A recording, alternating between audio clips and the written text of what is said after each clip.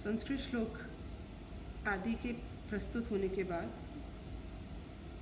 केवल हिंदी अर्थ सहित पंचम स्कंद अथ द्वितीयो अध्याय महाभागवत महापुराण आग्नेत्र चरित्र।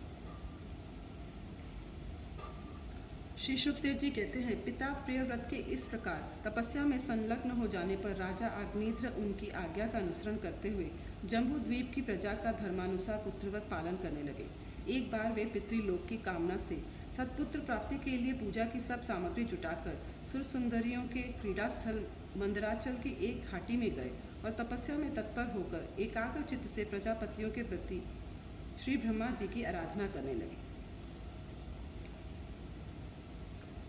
आदिदेव भगवान ब्रह्मा जी ने उनकी अभिलाषा जान ली, अतः अपनी सभा की गायिका पूर्वचित्ती नाम की अप्सरा को उनके पास भेज दिया। आग्नेत्र जी के आश्रम के पास एक अति रमणीय उपवन था। वे अप्सरा उसी में विचरने लगी। उस उपवन में तरह तरह के सघन तरुवरों की शाखाओं पर स्वर्णलताएं फैली हुई थी। उन पर बैठे हुए मयूर आदि कई प्रकार के स्थलचारी पक्षियों के जोड़े सुमधुर बोली बोल रहे थे। उनकी षड्जादी स्वरयुक्त ध्वनि सुनकर सचेत हुए जल कुक्कुट, कारंडव एवं कलहंस आदि जल पक्षी भांति भांति से कूजने लगते थे। इससे वहाँ के कमल वन से सुशोभित निर्मल सरोवर गूंजने लगते थे। पूर्व चित्त की विलासपूर्ण सुललित गतिविधि और पाद विन्यास की शैली से पद पद पर उसके चरण ऊपरों की झनकार हो उठती थी। उसकी मनोहर ध्वनि सुनकर राजकुमार आग्नेत्र ने समाधि योग द्वारा मूंदे हुए अपने कमल कली के समान सुंदर नेत्रों को कुछ कुछ खोलकर देखा तो पास ही उनमें वह अप्सरा दिखाई दी। वह भ्रमरी के समान एक एक फूल के पास जाकर उसे सूंघती थी तथा देवता और मनुष्यों के मन और नयनों को आह्लादित करने वाली अपनी विलासपूर्ण गति, क्रीड़ा चापल्य,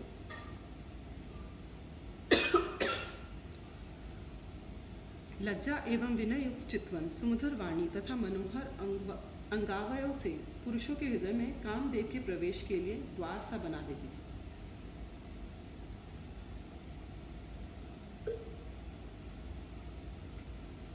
जब वह हंस हंस कर बोलने लगी तब ऐसा प्रतीत होता मानो उसके मुख से अमृतमय मादक मधु झर रहा है।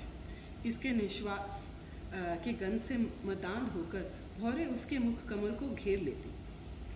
तब वह उनसे बचने के लिए जल्दी जल्दी पैर उठाकर चलती तो उसके कुचकलश, वेणी और करधनी हिलने से बड़े ही सुहावने लगते। ये सब देखने से भगवान कामदेव को आग्नेत्र के हृदय में प्रवेश करने का अवसर मिल गया और वे उनके अधीन होकर उसे प्रसन्न करने के लिए पागल की भांति इस प्रकार कहने लगे। मुनिवर्य, तुम कौन हो? इस पर्वत पर तुम क्या करना चाहते हो? तुम परम पुरुष श्री नारायण की कोई माया तो नहीं हो? भौहों की और संकेत करके सखे, तुमने ये बिना डोरी के 2 धनुष क्यों धारण कर रखे हैं? क्या इनसे तुम्हारा कोई अपना प्रयोजन है अथवा इस संसारण्य में मुझ जैसे मतवाले मृगों का शिकार करना चाहते हो?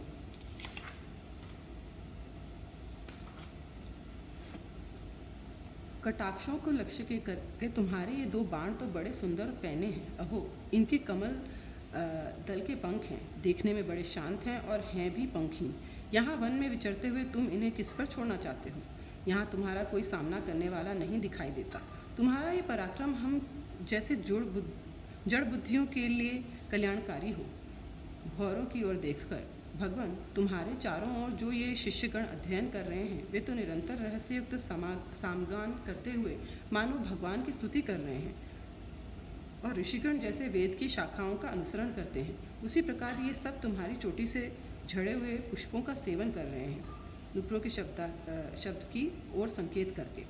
ब्राह्मण, तुम्हारे चरण रूप पिंजड़ों में जो तीतर बंद हैं उनका शब्द तो सुनाई देता है परंतु रूप देखने में नहीं आता। करधनी सहित पीली साड़ी में अंक की कांति की उत्प्रेक्षा कर तुम्हारे नितंबों पर ये कदम कुसुमों की सी आभा कहाँ से आ गई? इनके ऊपर तो अंगारों का मंडल सा भी दिखाई देता है, किंतु तुम्हारा वल्कल वस्त्र कहाँ है? कुमकुम मंडित कुंचों की ओर लक्ष्य करके द्विजवर, तुम्हारे उन दोनों सुंदर सींगों में क्या भरा हुआ है? अवश्य ही इनमें बड़े अमूल्य रत्न भरे हैं। इसी से तो तुम्हारा मध्य भाग इतना कृश होने पर भी तुम इनका बोझ ढो रही हो। यहाँ जाकर तो मेरी दृष्टि भी मानो अटक गई है और सुभग इन सींगों पर तुमने ये लाल लाल लेप सा क्या लगा रखा है? इसकी गंध से तो मेरा सारा आश्रम महक उठा है। मित्रवर, मुझे तो तुम अपना देश दिखा दो, जहाँ के निवासी अपने वक्षस्थल पर ऐसे अद्भुत अवयव धारण करते हैं, जिन्होंने हमारे जैसे प्राणियों के चित्तों को शुद्ध कर दिया है, तथा मुख में विचित्र हाव भाव, सरस भाषण और अधरामृत जैसी अनूठी वस्तुएं रखते हैं। प्रियवर, तुम्हारा भोजन क्या है, जिसके खाने से तुम्हारे मुख से हवन सामग्री की सी सुगंध फैल रही है? मालूम होता है तुम कोई विष्णु भगवान की कला ही हो, इसीलिए तुम्हारे कानों में कभी पलक न मारने वाले मकर के आकार के 2 कुंडल हैं। तुम्हारा मुख एक सुंदर सरोवर के समान है, उसमें तुम्हारे चंचल नेत्र भय से कांपती हुई 2 मछलियों के समान, दंत पंक्ति हंसों के समान और घुंघराली अलकावली भौरों के समान शोभायमान है। तुम जब अपने कर कमलों से थपकी मारकर उस गेंद को उछालते हो, तब वह दिशा विदिशाओं में जाती हुई मेरे नेत्रों को तो चंचल कर ही देती है, साथ साथ मेरे मन में भी खलबली पैदा कर देती है। तुम्हारा बांका जटाजूट खुल गया है, तुम इसे संभालती नहीं। अरे ये धूर्त वायु कैसे दुष्ट है, जो बार बार तुम्हारे नीवी वस्त्र को उड़ा देता है।